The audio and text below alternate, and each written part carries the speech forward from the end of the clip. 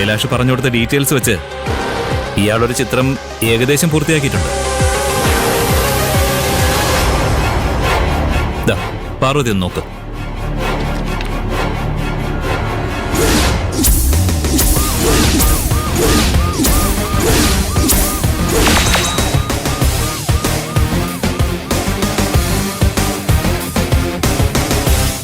ഇത് തന്നെയാ സർ, ഇയാള് തന്നെയാ.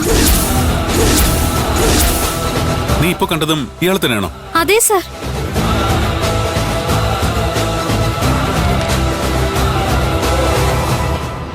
ഇത് മതി.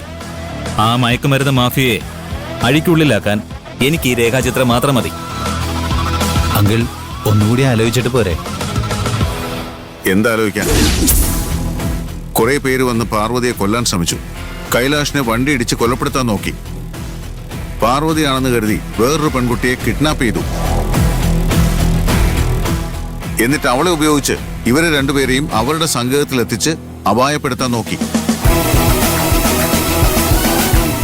ഇനിയെങ്കിലും അവരെ പൂട്ടിയില്ലെങ്കിൽ കൈലാഷിന്റെയും പാർവതിയുടെയും ജീവൻ എടുക്കും അവര്.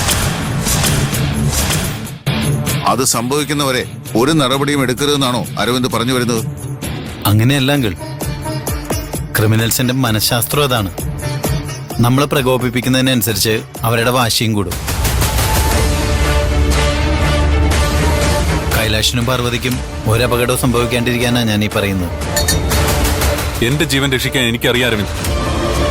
ഒരു ക്രിമിനൽ സംഘത്തെ പേടിച്ച് വീട്ടിൽ അടച്ചുപൂട്ടിയിരിക്കാനൊന്നും കൈലാഷിന് കിട്ടില്ല. അവരെ കണ്ടുപിടിക്കാൻ പോലീസിന്റെ വഴിക്ക് ശ്രമിക്കും. ഞാൻ എന്റെ വഴിക്കും ശ്രമിക്കും. കൈലാഷിന് ആരെയും പേടിയില്ലെന്ന് എനിക്കറിയാം. നേർക്ക് നേരെ വന്നാൽ ആരോടും മുട്ടി നിൽക്കാനുള്ള കഴിവുണ്ടെന്നറിയാം.